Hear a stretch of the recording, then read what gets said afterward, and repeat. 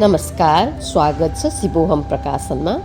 योग चिकित्सा र आरोग्यता पुस्तकलाई सभ्य रेकर्डिङ गर्ने क्रममा हामी अर्को श्रृङ्खलामा प्रवेश गरेका छौँ। यो पहिलो अध्यायको दोस्रो भाग हो। हाम्रो यो अध्यायको शीर्षक हो योग चिकित्सा र आरोग्यता। हामीले यस शीर्षकको पहिलो भागमा योगको पृष्ठभूमि, योगका प्रकार, योगका विभिन्न एङ्गलबाट गरिएका परिभाषाहरूको बारेमा जान्यौँ, योगको महत्त्वको बारेमा पनि जान्यौँ। अब दोस्रो भागको पहिलो शीर्षकमा हामी प्रवेश गर्छौँ। आधुनिक कालमा युग सान्दर्भिक परिभाषामा योग, यसको अन्तर्विषयभित्र हामी प्रवेश गर्दैछौँ। योगेश्वर भगवान श्रीकृष्णले श्रीमद् भगवद् गीतामा भन्नुभएको छ, योगः कर्मसु कौशलम। श्रीमद् भगवद् गीता अध्याय 2 श्लोक 50, अर्थात् कर्ममा कुशलता नै योग हो। आफूले अँगालेको कर्ममा लगाव हुनु तथा आफ्नो कर्मक्षेत्रलाई नै पूजा बनाउनु योग हो।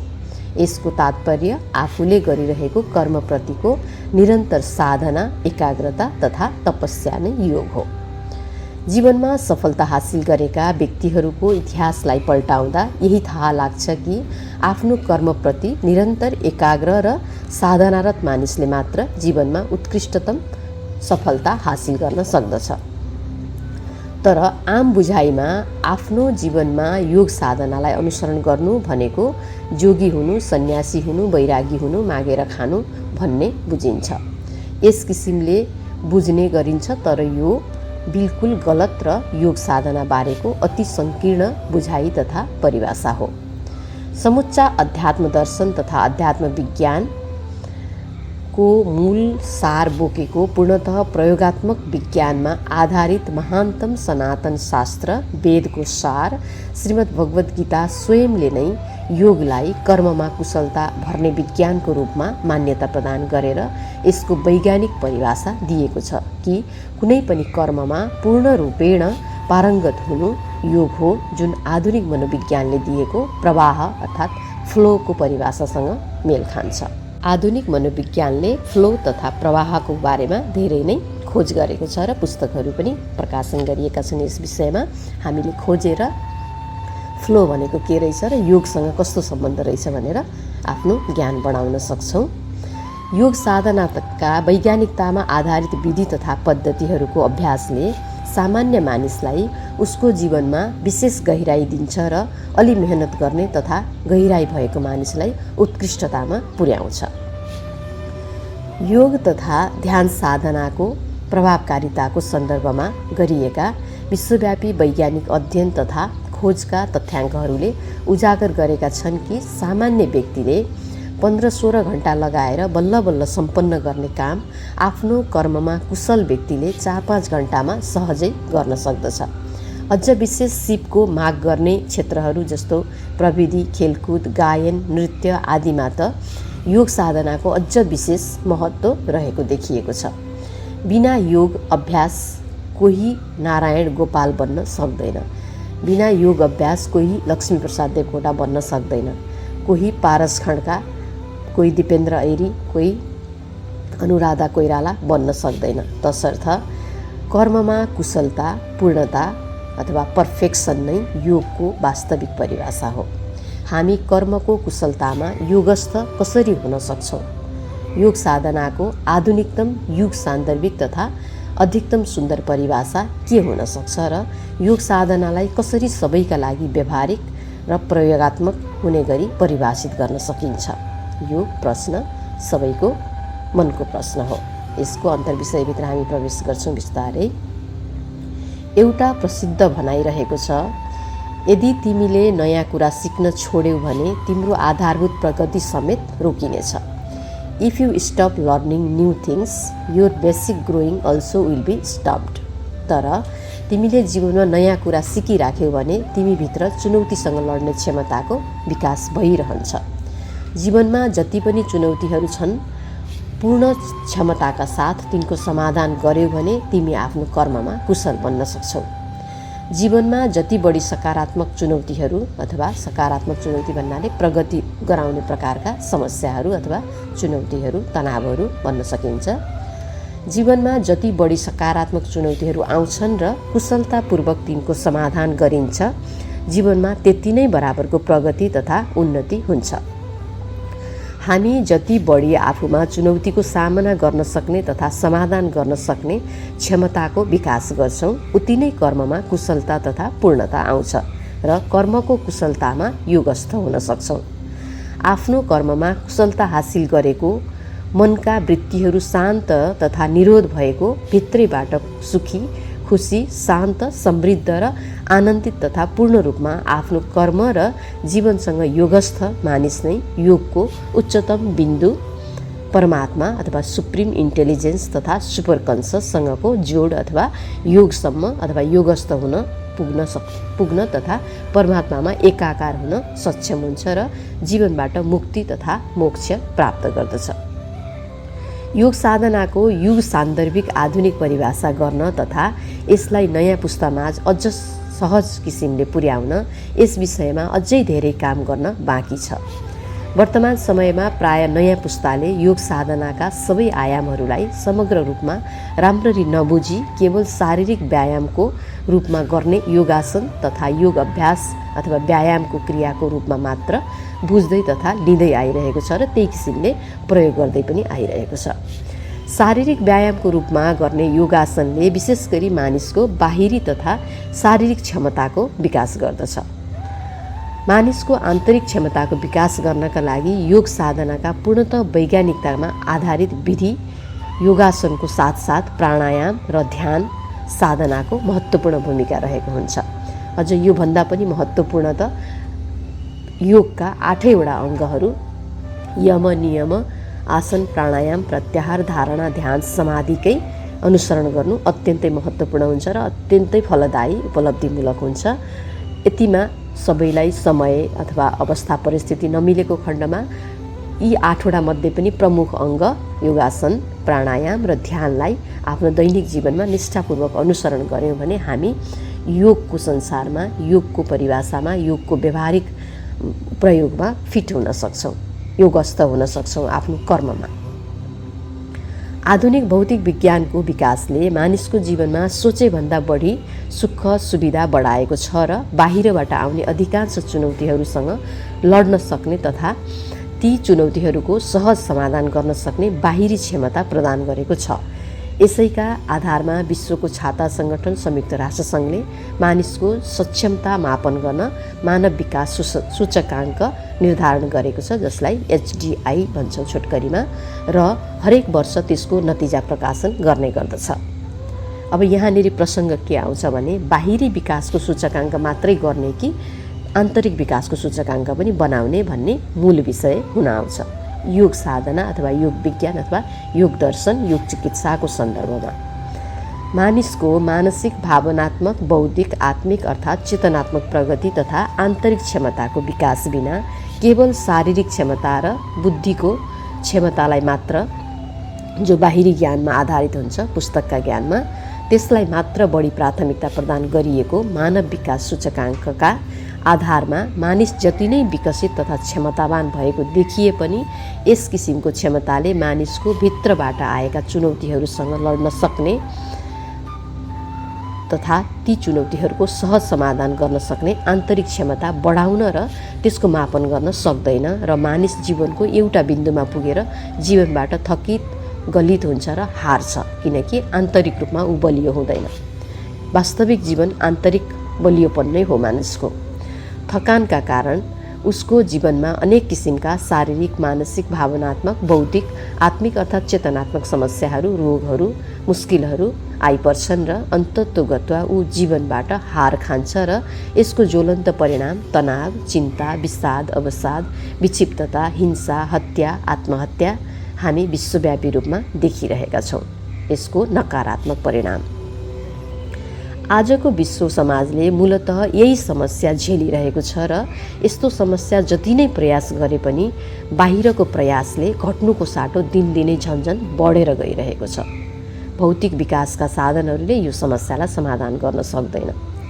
योग साधनाका मूल 3 अङ्गहरू अथवा विषयहरू योगासन, प्राणायाम र ध्यान साधनाका वैज्ञानिकतामा आधारित विधि तथा पद्धतिहरूको सही ढङ्गले अनुशासित भएर गरिने नियमित व्यवहारिक प्रयोगात्मक अभ्यासको अनुसरणबाट मानिसमा बाहिरी र आन्तरिक दुवै किसिमका क्षमताहरूको पूर्ण विकास गर्न सकिन्छ र मानिसको बाहिर तथा भित्रबाट आउने सबै प्रकारका समस्याहरूको समाधान गर्न सकिन्छ। ऊ आफै यी चुनौतीहरूसँग लड्ने क्षमता राख्दछ। तसर्थ योग साधनाका प्रमुख अङ्ग योगासन, प्राणायाम र ध्यान साधनाका विधि तथा पद्धतिहरूको माध्यमबाट मानिसभित्रै स्थित रहेको उसको आन्तरिक प्रतिभा, आन्तरिक क्षमता, सृजनशीलता, रचनात्मकता तथा ऊभित्र रहेका मनुष्यका मानवीय सकारात्मक गुणहरू जागरण गरेर विश्व समाजबाट यस किसिमका समस्याहरूको न्यूनीकरण गर्न योग साधनाका सैद्धान्तिक ज्ञान, व्यवहारिक र प्रयोगात्मक अभ्यासहरूलाई हामीले मानव विकास सूचकाङ्कमा समावेश गर्न यथाशीघ्र आवश्यक पहल कदमी लिनु अपरिहार्य भएको छ। अबका दिनहरूमा हामीले मानवीय सूचकाङ्कलाई अथवा मानव विकासको सूचकाङ्कलाई केवल बाहिरी कमाई अथवा समृद्धि, अध्ययन, शिक्षाको हिसाबले मात्रै नभएर उसको आन्तरिक क्षमता कस्तो छ, उसको समस्यासँग, चुनौतीसँग लड्ने सक्ने क्षमता कस्तो छ, उसको बौद्धिकता कस्तो छ, उसले चाहिँ आफूलाई अरू समक्ष कसरी प्रकट गर्छ, आफ्नो कुरा अरूलाई कसरी बुझाउन सक्छ, अरूका कुरा आफूले कसरी ग्रहण गर्न सक्छ, व्यक्तित्वको क्षमता कस्तो छ, नेतृत्वको क्षमता कस्तो छ, कर्ममा कुशलता कस्तो छ, अरूसँग घुलमिल हुन सक्ने, सर्वकल्याणको काम गर्न सक्ने भावना अथवा विश्व बन्धुत्वको भावना, प्रेमको भावना, श्रद्धा, मैत्रीको भावना, प्रकृतिप्रतिको भावना उसको कस्तो छ, यो सबै कुरामा उसको आन्तरिक विकासले अथवा आन्तरिक अवस्थाले प्रभाव पारेको हुन्छ, न कि बाहिरको धन सम्पत्ति, घर, बाहिरको एजुकेसन अथवा समृद्धिहरू, उमेरको अवस्था। यी कुराहरूले हुँदैन। यसको लागि हामीले मनुष्यको आन्तरिक रूपमा विकास गर्नुपर्छ भन्ने कुरालाई अबको एसडिआई अथवा मानव विकास सूचकाङ्कमा हामीले प्रवेश गराउने प्रयास गर्नुपर्दछ। अब यो काम सजिलो पनि भएको छ, किनकि संयुक्त राष्ट्रसङ्घ स्वयं आफैले नै मानवको बाहिरी विकासले मात्रै उसको सबैभन्दा उत्कृष्टतम कर्म, कुशलता अथवा विकास नहुने रहेछ, आरोग्यता अथवा पूर्णताको जीवन नहुने रहेछ। यसका लागि उसको आन्तरिक विकास गर्नुपर्ने रहेछ भनेर अन्तर्राष्ट्रिय योग दिवस, अन्तर्राष्ट्रिय ध्यान दिवस, अन्तर्राष्ट्रिय आरोग्यता दिवस मनाउने घोषणा गरिसकेको छ। र अब यही क्रममै हामीले एसडिआईका मापनहरू, सूचकाङ्कहरू अथवा त्यसका मेजर इन्डेक्सहरूलाई पनि परिवर्तन गराउन पहल गर्नुपर्छ। अर्को शीर्षकमा प्रवेश गर्छौँ, व्यवहारिक परिभाषामा योग। यसको अन्तर्विषयभित्र प्रवेश गरौँ। योग साधना अध्यात्म विज्ञानको सैद्धान्तिक र व्यवहारिक अर्थात् दर्शन र अभ्यास दुवै भए पनि वर्तमान परिप्रेक्ष्यमा योग साधनालाई व्यवहारिक तथा प्रयोगात्मक अभ्यासको रूपमा अधिकतम उपयोग हुँदै आइरहेको पाइन्छ। योग साधनाले मानिसको जीवनका सांसारिक दुःखहरूको निवृत्ति गर्छ अथवा मुक्ति दिलाउँछ र जीवनमा बिस्तारै सुख, खुसी, समृद्धि, शान्ति, आनन्द भर्दछ। अर्थात् योग साधनाको ज्ञान तथा नियमित अभ्यासले दुःखबाट सदा वियोग गर्छ र जीवनमा फेरि कहिले दुःख आउन नसक्ने गरी पूर्णता तथा आरोग्यता प्रदान गर्दछ। आधुनिक मनोविज्ञानको वैज्ञानिक खोज तथा अनुसन्धानहरूका अनुसार कुनै पनि काम कसैले एकदम राम्रोसँग तथा पारङ्गत किसिमले गर्न सक्छ भने उसले उक्त कामबाट जीवनमा अत्यन्तै खुसी, शान्ति, आनन्द तथा आत्मसन्तुष्टिको अथवा आत्मविभोरताको गहिरो अनुभूति गर्दछ, जसलाई आधुनिक मनोविज्ञानले प्रवाह भन्छ, फ्लो भन्छ र अध्यात्म विज्ञानले यसैलाई योग भन्छ, योगस्थ हुनु भन्छ। आफ्नो कर्ममा आनन्दसँग त्यसमा लीन हुनु, आनन्द लिएर त्यसलाई चाहिँ नै कुनै बोझ अथवा अरूले थोपारिदिएको कामको रूपमा नभएर आनन्दपूर्वक गर्नुलाई योग अथवा योगस्थ भएर गर्नु, कर्ममा डुब्नु, कर्मलाई कुशलतम तरिकाले गर्नु भन्ने नै मनोविज्ञानको परिभाषामा फ्लो हो। यता चाहिँ योगस्थ हुनु हो कर्ममा। योगको अर्को व्यवहारिक परिभाषा अनुसार जीवन अविरल बहिरहने धारा हो। जीवनका सबै किसिमका गतिविधिहरू कहाँ कहाँ टुटेका छन् त्यो वियोग हो र स्वस्थ, सहज, समृद्ध, शान्त र आनन्दित जीवनका लागि ती टुटेका कुराहरूलाई जोड्नु योग हो। किनकि हरेक मनुष्यको जीवनमा समस्याहरू, पीडाहरू, चुनौतीहरू त आउँछन्, त्यसले हामीलाई टुटाउन सक्छ। हो ती टुटेका ठाउँहरूमा मलम लगाउनु अथवा त्यसलाई फेरि जोड्ने प्रयास गर्नु योग हो। यो योगको अत्यन्तै व्यावहारिक परिभाषा आधुनिक रूपमा गरिएको छ र यो एकदमै अर्थपूर्ण पनि रहेको छ। जीवनका यी सबै समस्याहरूलाई सानो सानो प्रयासले सुधार्न तथा जोड्न खोज्नु योग हो, जो हामी दिनदिनै छिनछिनै गरिरहेका हुन्छौँ। सम्बन्ध बिग्रेला कि, पढाइ बिग्रेला कि, पेसा बिग्रेला कि भनेर त्यसमा एकदमै ध्यान दिइरहेका हुन्छौँ र सानो सानो प्रयास गरिरहेका हुन्छौँ ती विषयहरू, आयामहरूसँग जोडिनलाई, र यही नै योग हो आधुनिकतम रूपमा व्यावहारिक परिभाषा योगको। समाजमा प्रचलित आध्यात्मिक तथा धार्मिक मानिसले मात्र योग साधना गर्छ भन्ने आम बुझाइ गलत हो, किनकि मानव बीचको पारिवारिक तथा सामाजिक जुडाउ पनि योग हो। ऋषिहरूका अनुसार मानिसले आफ्नो जीवनको विकास गर्न गरिरहेका हर प्रकारका प्रयास तथा कामहरू सबै योग हुन्, किनकि उसको जीवन नै योग हो, योग नै जीवन हो। तर योगको यो सुस्त प्रक्रिया हो। योगको आत्यन्तिक लक्ष्य तथा उच्चतम अवस्था दुःख निवृत्ति र आफ्नो आत्माको परमात्मासँग जोड तथा मोक्षको प्राप्ति हो।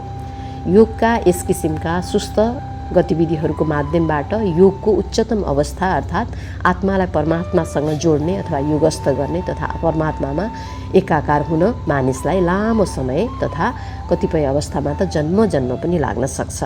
योगको उच्चतम अवस्थामा चाँडै पुग्ने पूर्णतः वैज्ञानिकतामा आधारित योग तथा ध्यान साधनाका विधि तथा पद्धतिहरू हाम्रा पुर्खा ऋषिमुनिहरूले खोज गरेर यी विधि तथा पद्धतिहरूलाई सैद्धान्तिक तथा व्यावहारिक र प्रयोगात्मक रूपमा विस्तृत रूपमा विभिन्न शास्त्रहरूमा योग दर्शनको रूपमा लिपिबद्ध गरिदिएर पछिल्लो पिँढीलाई सहजता प्रदान गर्नुभएको छ। सहज मानव जीवनयापनका लागि योगको साधना विज्ञानमा गरिएका व्यावहारिक खोजहरू पूर्वीय प्राचीन वैज्ञानिक ऋषिहरूको परम प्रसाद तथा परम वरदान हो। यही आशीर्वादका कारण, यही कृपाका कारण आजको मनुष्य सहज ढङ्गले जीवन जिउन सकिरहेको छ, आरोग्यतामा उपलब्ध हुन सकिरहेको छ, जीवनलाई पूर्णताले भर्न सकिरहेको छ। तर त्यसले मात्र सकेको छ जसले योग विज्ञानलाई तथा योग दर्शनलाई तथा योग चिकित्सालाई आफ्नो जीवनमा, आफ्नो शरीरका आयाममा, स्वास्थ्यका आयाममा, जीवनका हरेक आयामहरूमा अनुसरण गरेको छ। नगर्नेले यसको लाभ लिन सकेको छैन। महर्षि पतञ्जलिले पतञ्जलि योग सूत्रमा योगका 8 अङ्ग यम, नियम, आसन, प्राणायाम, प्रत्याहार, धारणा, ध्यान र समाधि अष्टाङ्ग योग उल्लेख गर्नुभएको छ। यी 8 अङ्गमध्ये योगासन, प्राणायाम र ध्यान महत्त्वपूर्ण, लोकप्रिय र बहुप्रचलित छन् विश्वभरि नै, र यिनको सर्वाधिक व्यावहारिक अनुसरण संसारभरि अहिले फैलिँदै गइरहेको छ अथवा गरिँदै आइरहेको छ।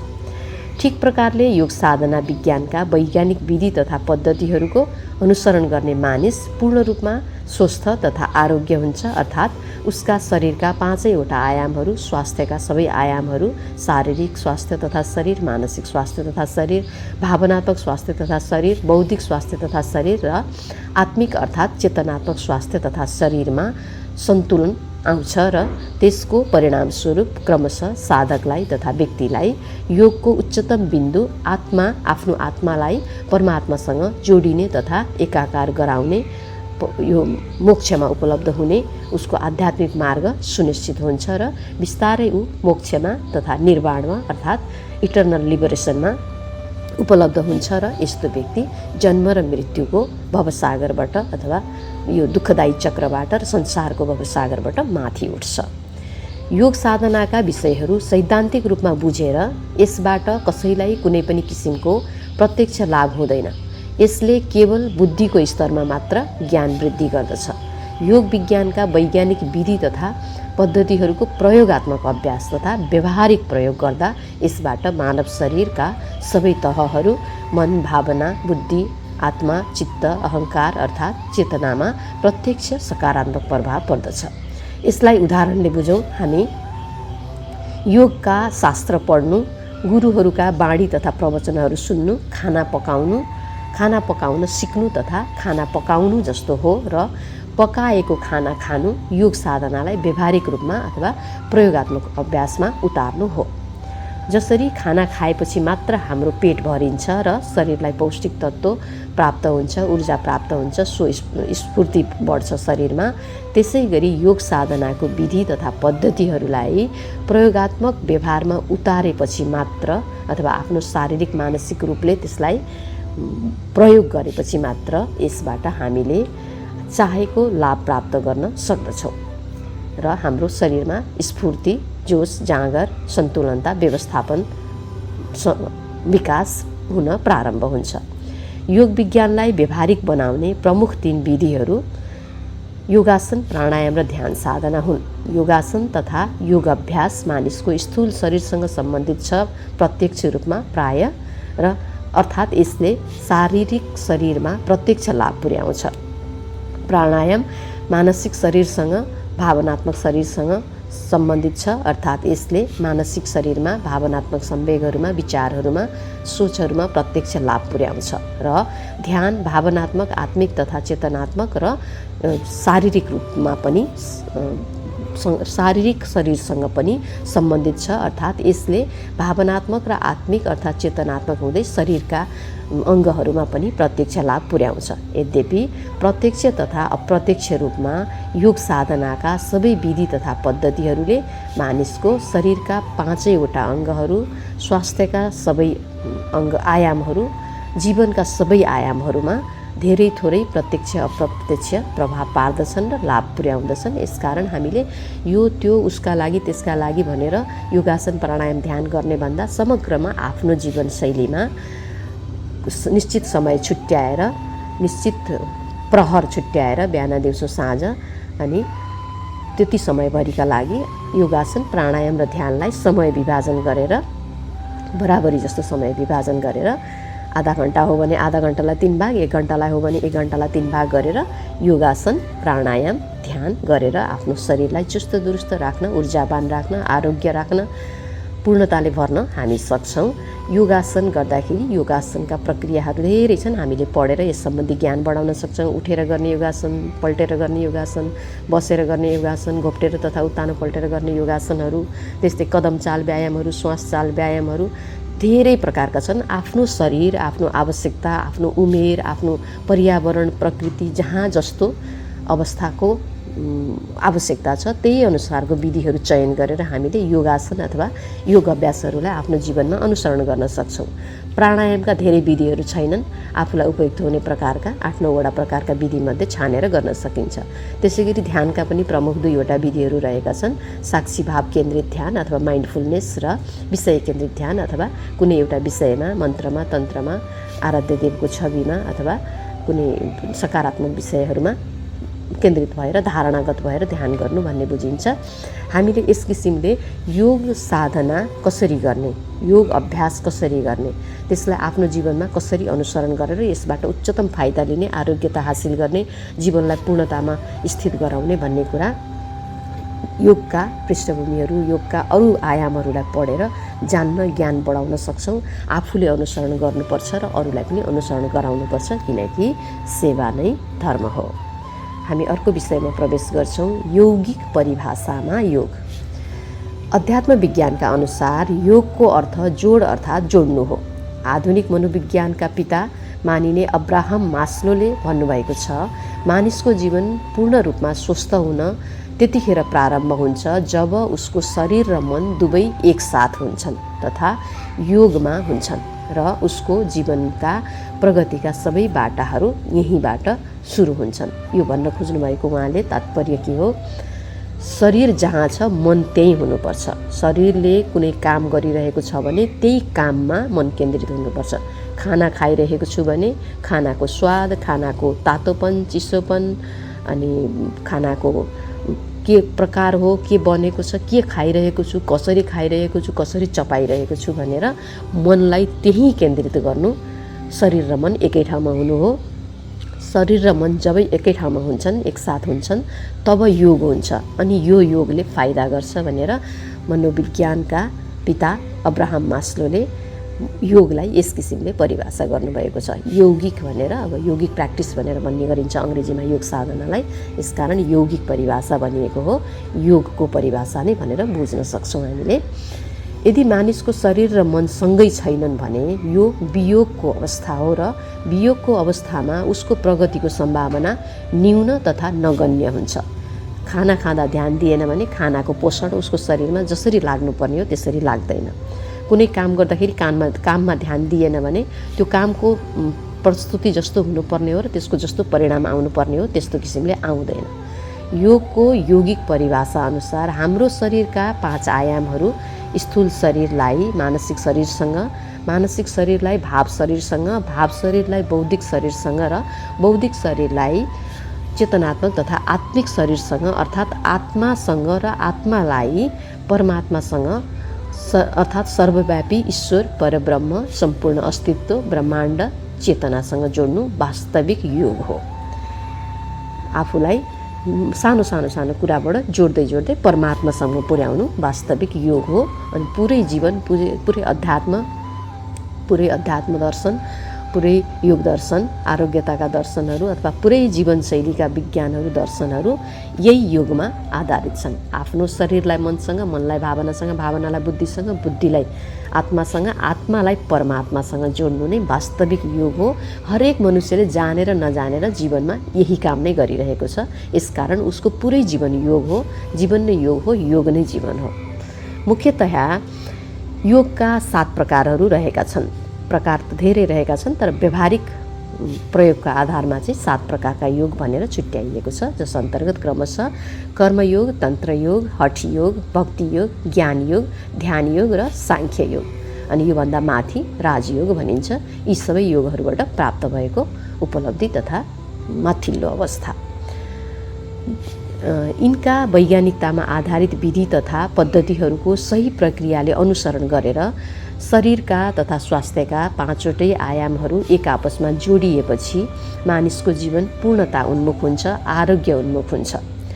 सनातन अध्यात्मको मतअनुसार हाम्रो जीवन पूर्णता उन्मुख अथवा आरोग्य उन्मुख भएपछि आत्माको जोड परमात्मासँग हुन्छ र मानिस सदाको लागि जन्म मृत्युको दुःखदायी चक्रबाट मुक्त भई मोक्षमा अथवा निर्वाणमा अथवा इटर्नल लिबरेसनमा उपलब्ध हुन्छ। यो अवस्था भनेको उसले जन्म र मृत्युको दुःखदायी चक्रबाट त्राण पाउनु हो, मुक्त हुनु हो।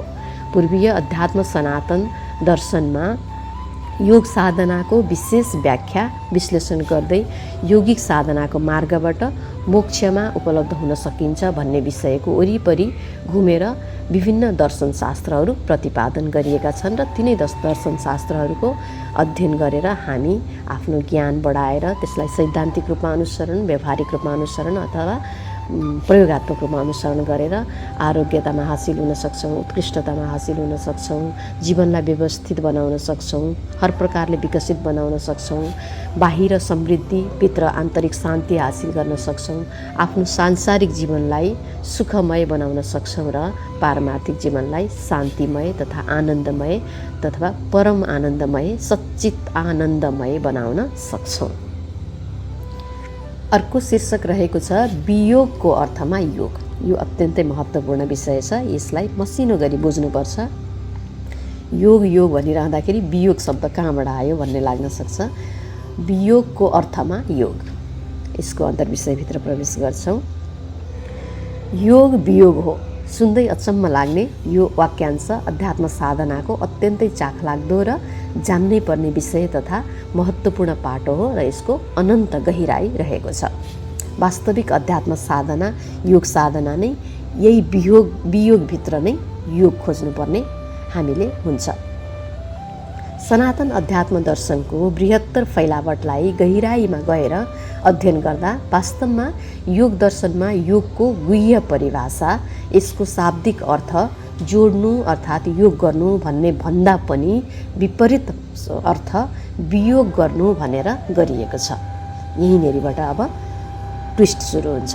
यसको अर्थ हुन्छ म शरीर, मन, भाव, बुद्धि, अहङ्कार होइन, यो सबैबाट अलग र अति विशिष्ट तथा महत्त्वपूर्ण शुद्ध बुद्ध प्रबुद्ध आत्मा हुँ, चेतना हुँ भन्ने ज्ञान हुनु वास्तविक अर्थमा योग हो।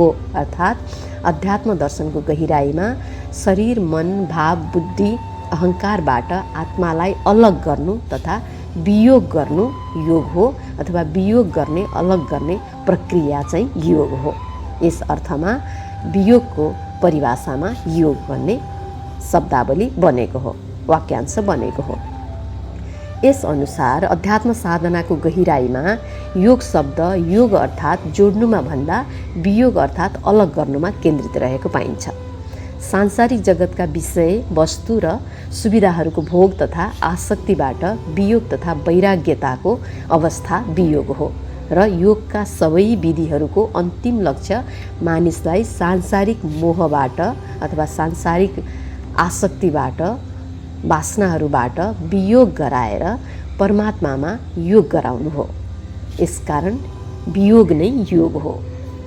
छोटकरीमा भन्नुपर्दा समुच्चा अध्यात्म साधनाको एकमात्र उद्देश्य मानिसलाई स्वत्व अर्थात् उसको वास्तविक स्वरूप आत्मा अर्थात् पुरुष तत्त्वमा स्थित गराउने अभ्यास योग हो। अध्यात्म दर्शनको अत्यन्तै महत्त्वपूर्ण विषय योगको आत्यन्तिक लक्ष्य पनि मानिसभित्र सूक्ष्म रूपमा रहेको पुरुष अर्थात् आत्मालाई अर्थात् चेतनालाई प्रकृति अर्थात् भौतिक जगतप्रतिको मोह तथा आसक्तिबाट वासनाबाट इच्छा तृष्णाहरूबाट वियोग गराएर उसको आत्मालाई परमात्मामा योग गराउनु तथा उसको वास्तविक स्वरूप आत्मा अर्थात् पुरुषत्वमा स्थित गराउनु हो। वियोगको अवस्था कस्तो हुन्छ भन्ने सन्दर्भमा उर्दूमा एउटा प्रसिद्ध भनाइ रहेको छ, दुनिया में हूँ पर दुनिया की तलबदार नहीं हूँ, बाजार में हूँ पर बाजार की खरिदार नहीं हूँ। यो भनाइको अर्थ हो, म भौतिक जगतमा त छु तर यसको भोगप्रति म आसक्त छैन, तटस्थ छु, म वियोगी छु। जति सामान्य जीवनयापनको लागि आवश्यक पर्छ त्यति मात्र म भोगमा तथा संसारको उपभोगमा गर्छु अथवा उपभोगमा छु र बजारमा छु तर बजारको रमझम तथा आकर्षणमा लिप्त छैन, वासनाग्रस्त छैन। त्यसलाई प्रकृतिको नियम तथा प्रकृतिको सुन्दरता मानेर तटस्थ भएर हेर्छु र जति आवश्यक छ त्यति मात्रै खरिद गर्छु। प्रकृतिको त्रिगुण र पञ्चक्लेशबाट म मुक्त छु। हामी उर्दूको भनाइलाई फेरि पनि पढौँ। मैं दुनिया में हूँ पर दुनिया की तलबदार नहीं हूँ, बाजार में हूँ पर बाजार की खरिदार नहीं हूँ। यसको अर्थ अत्यन्तै गहिरो छ, बुझौँ। म संसारमा छु तर वितरागी भावनामा छु, म वियोगको भावनामा छु, वासनामा तृष्णामा कामनामा आसक्त छैन। जो व्यक्ति आसक्त हुँदैन आफ्ना वासना तृष्णा कामनामा ऊ नै वैरागी हो, जसलाई वैरागी अथवा वितरागीलाई स्वीकारपूर्ण त्याग भनिन्छ। जति आवश्यकता छ त्यति प्रयोग गर्ने, आवश्यकताभन्दा बढी आफ्नो लागि न थुपार्ने, न चोर्ने, न प्रयोग नगर्ने। यसकारणले सच्चा वितरागी यही नै हो, यही प्रकृति हो भनेर श्रीमद् भगवद् गीतामा श्रीकृष्ण प्रभुले पनि यस्तो व्यक्तिलाई चाहिँ वास्तविक वैरागी भन्नुभएको छ। घर छोड्ने, परिवार छोड्ने, जिम्मेदारी छोड्ने, कर्तव्य छोड्ने व्यक्तिलाई भगौडा भन्नुभएको छ। यसकारण वैरागी वितरागी भन्ने शब्द एकदमै आध्यात्मिक शब्द हो र यो हरेक व्यक्तिमा घटित हुनुपर्छ, पूर्णतामा जीवन जिउनका लागि, आरोग्यतामा जीवन जिउनका लागि। सनातन अध्यात्मको आदिकालका कथनहरूका अनुसार जब शून्यमा निराकार स्वरूपमा रहेको अव्यक्त ब्रह्म तथा परमात्माले आफूलाई पुरुष र प्रकृति स्वरूपमा व्यक्त गरेर यो ब्रह्माण्डको रूप धारण गर्नुभयो, तब पुरुष तत्त्व त्रिगुणमयी सत्व रजस तमस प्रकृतिको मोहजाल र पञ्चक्लेश राग द्वेष अहङ्कार अविद्या भयमा फस्दै राम्रा नराम्रा कर्म गर्दै गयो।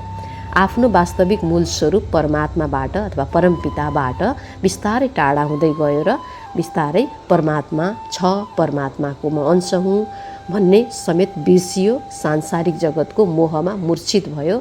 यसकारण यसरी मूर्छित भएको तथा लिप्त भएको, मोहग्रस्त भएको कारण अनेकौं दुःखका जन्जालहरूबाट घेरिएर प्रकृतिमै जन्म र मृत्युको चक्रव्यूहमा जन्म घुमिरह्यो, अनि घुमिरहेकै छ। जब आफ्नो मूल सनातन स्वरूप परमात्मा तथा परमपिता परब्रह्म ईश्वर ओमकार अस्तित्व प्रकृति ब्रह्माण्डबाट टाढा भएको मानिसभित्र सूक्ष्म तथा निराकार रूपमा रहेको आत्मा अर्थात् पुरुष तत्त्वलाई पुनः मूल स्वरूपमा फर्काउने उपाय तथा विधिहरूको खोजी हुन थाल्यो। यस्तो खोज गर्ने व्यक्तिहरू ऋषिमुनिका नाम तथा विशेषणबाट परिचित हुनुभयो र यस्तो योगको विषय खोज गर्ने व्यक्तिहरूलाई योगी भनियो र उहाँहरूले प्रतिपादन गरिएको विषयलाई योग साधना भनियो। यस्तो इतिहास रहेको छ योग साधनाको नामाकरण तथा ऐतिहासिक विकासक्रमको सन्दर्भमा। यही विषयको खोज गर्ने क्रममा ऋषिमुनिहरूले विभिन्न शास्त्रहरूको रचना गर्दै जानुभयो र तिनै शास्त्रहरू आज सनातन अध्यात्म दर्शनका ग्रन्थहरूको रूपमा हामी अध्ययन अध्यापन गर्दै र गराउँदै आइरहेका छौँ र यसको आशीर्वाद यसको फल ग्रहण गरिरहेका छौँ। मुरी मुरी धन्यवाद कृतज्ञताभाव अहोभाव व्यक्त गर्दै हाम्रा होनहार पुर्खाहरूलाई। आफ्नो मूल स्वरूप परमात्माबाट टाढा हुँदै गएको पुरुष तत्त्वलाई अथवा मनुष्यको आत्मालाई पुनः मूल स्वरूपमा फर्काउने उपाय तथा विधिहरूको सबैभन्दा सुन्दरतम र प्रभावकारी व्याख्या ईसापूर्व 200 महर्षि पतञ्जलिद्वारा सङ्ग्रहित योग दर्शन तथा योग सूत्रले दिएको छ। योग दर्शनले पुरुष तत्त्वलाई आफ्नो मूल स्वरूपमा पुनर्स्थापित हुन तथा परमात्मासँग योग हुन प्रकृतिको भोगवृत्तिबाट वियोग हुनुपर्ने पहिलो मान्यता राख्दछ र यही विषय वरिपरि योग दर्शनका 4 पादहरूको विस्तृत व्याख्या रहेको छ कि पुरुषलाई अथवा आत्मालाई प्रकृतिको मोहबाट कसरी वियोग गर्ने।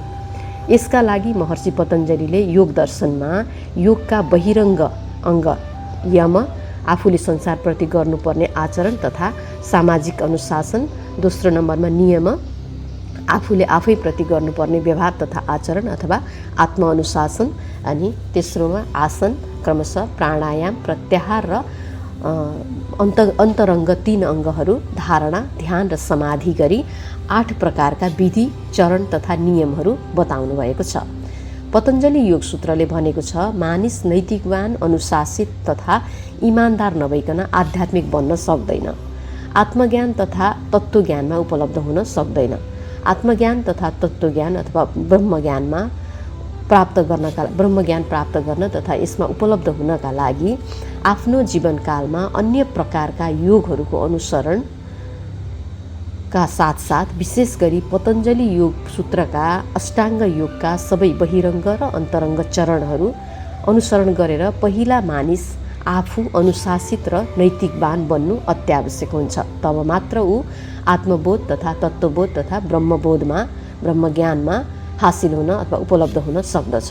अर्थात् आफ्नो मूल स्वरूप परमात्मामा अवस्थित हुन तथा योगस्थ हुन अथवा एकाकार साक्षात्कार हुन सक्दछ योग साधनाको माध्यमबाट। योगका विधि, चरण तथा नियमहरूको अनुसरण गर्दै बहिरङ्ग चरण पार गरेर अन्तरङ्ग चरण धारणा, ध्यान, समाधि हुँदै समाधिस्थ भएपछि अथवा यो अवस्थामा अवस्थित भएपछि मानिसमा सांसारिक विषय भोगबाट आफै वियोग तथा वितराग उत्पन्न हुन्छ। ऊ तटस्थ तथा सम्यक भएर विषय भोगप्रति आसक्तिवश नभई आवश्यकतावश विषयको भोग गर्दछ र ऊ हलुका, पवित्र, शान्त, आनन्दित भएर मुक्ति, निर्वाण, मोक्ष अर्थात् इटर्नल लिबरेसनको प्राप्तितिर दिशा उन्मुख हुन्छ र आफ्नो मूल स्वरूप परमात्मामा अवस्थित हुनका लागि पात्रताको विकास गर्दै जान्छ। हामीले योग साधना अथवा योग दर्शन, योग चिकित्सा, योग जीवनशैलीका विभिन्न आयामहरू, पृष्ठभूमिहरू, प्रकारहरूका बारेमा आधुनिक, आध्यात्मिक, सामाजिक, व्यवहारिक, प्रयोगात्मक सबै किसिमको परिभाषा तथा विषयवस्तुहरू समेटेर पहिलो अध्यायको वाचनलाई यहीँ सम्पन्न गरेका छौँ। अर्को भागमा हामी नयाँ विषय, नयाँ शीर्षकसँग उपस्थित हुनेछौँ। त्यतिन्जेलसम्मका लागि हरिओम, धन्यवाद, शिवोहम।